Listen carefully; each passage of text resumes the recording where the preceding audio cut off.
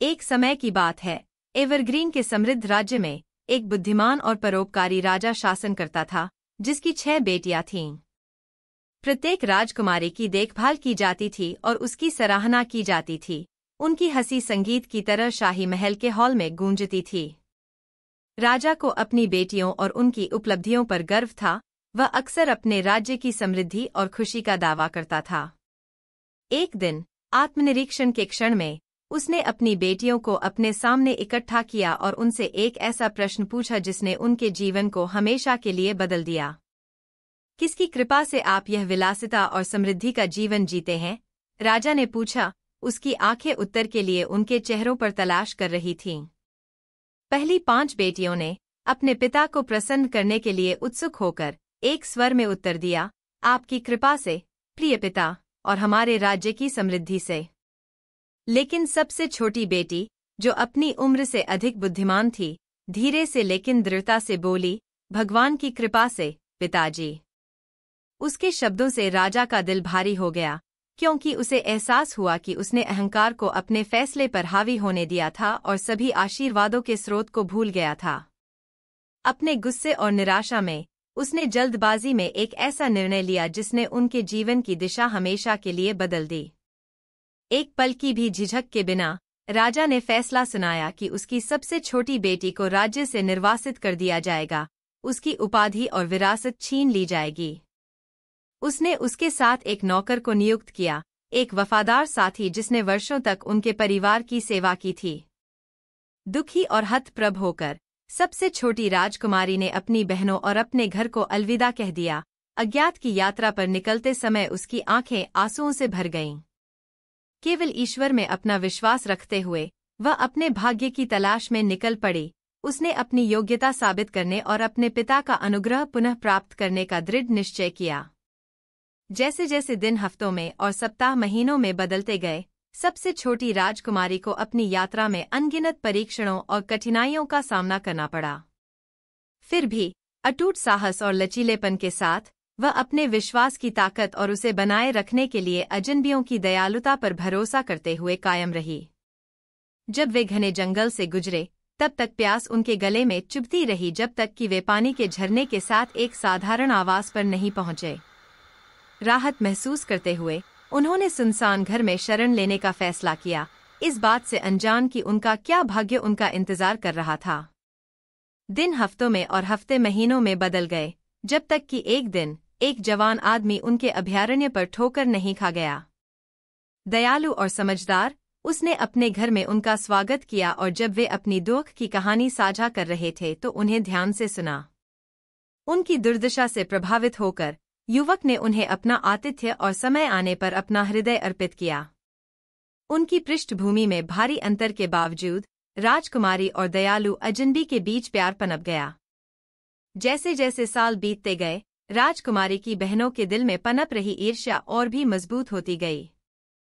जब वे महल की सीमाओं में फंसे रहे तो अपनी निर्वासित बहन को खुशी मिलने के बारे में सोचने में असमर्थ होने पर उन्होंने उससे हमेशा के लिए छुटकारा पाने के लिए एक दुष्ट योजना बनाई।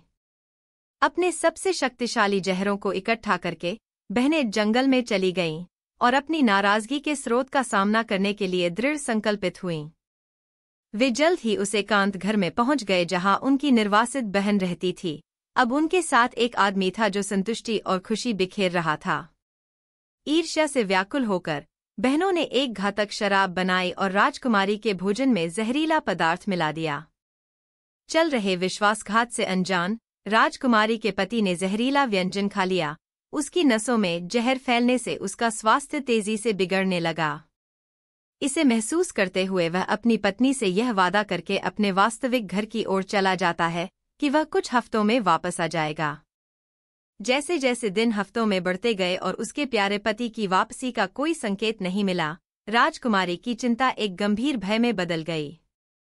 अब और अनिश्चितता को सहन करने में असमर्थ, उसने जंगल की फुसफुसाहट और जंगली जीवों की बुद्धिमत्ता से निर्देशित होकर उसे खोजने के लिए खोज शुरू करने का संकल्प लिया।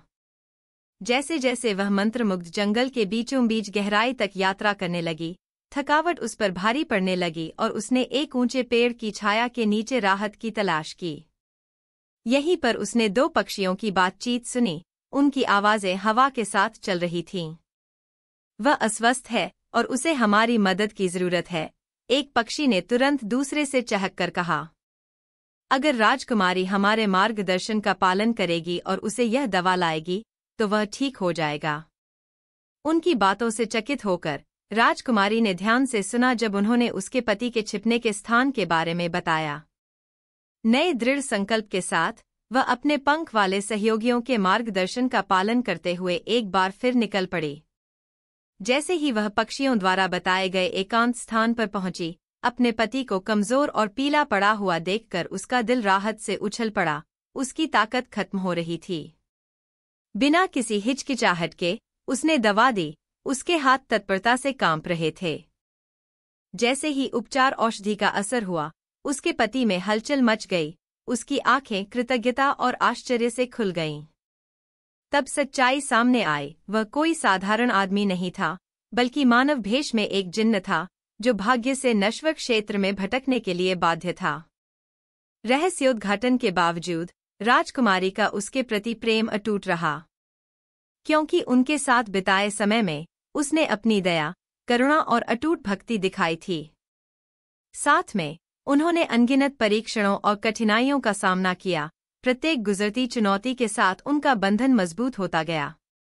अपनी नई समझ को अपनाते हुए राजकुमारी और उसके जिन्न पति ने प्यार और आपसी सम्मान से बंधे हुए एक साथ जीवन बिताया। और यद्यपि उनका मिलन अपरंपरागत रहा होगा, यह खुशी, हंसी और साहचर्य की गहरी भावना से भरा था जो नश्वर अस्तित्व की सीमाओं को पार कर गया था। अंत में उसकी पहचान की सच्चाई मायने नहीं रखती थी, बल्कि उनके द्वारा साझा किया गया प्यार और एक दूसरे के आलिंगन में मिली ताकत मायने रखती थी। और जब वे जादुई जंगल में हाथ डालकर चल रहे थे, तो उन्हें पता था कि उनका प्यार अनंत काल तक बना रहेगा, जो सभी बाधाओं पर विजय पाने की प्रेम की शक्ति का एक प्रमाण है। इस बीच एवरग्रीन राज्य में राजा और उसकी शेष बेटियां अपने कार्यों के परिणामों से जूझ रहे थे। उन्होंने महसूस किया कि सच्ची समृद्धि केवल भौतिक संपदा से नहीं मापी जा सकती, बल्कि उनके रिश्तों की समृद्धि और उनके विश्वास की गहराई से मापी जा सकती है। अंत में सबसे छोटी राजकुमारी अपने पिता के राज्य में लौट आई। उसका हृदय क्षमा और प्रेम से भर गया। और जब वह एक बार फिर अपने परिवार के सामने खड़ी हुई, तो उसने उस कालातीत सत्य की घोषणा की जिसने उसकी यात्रा में उसका मार्गदर्शन किया था। भगवान की कृपा से हम सभी धन्य हैं, क्योंकि उनके प्यार की कोई सीमा नहीं है और उनकी दया हमेशा के लिए बनी रहती है।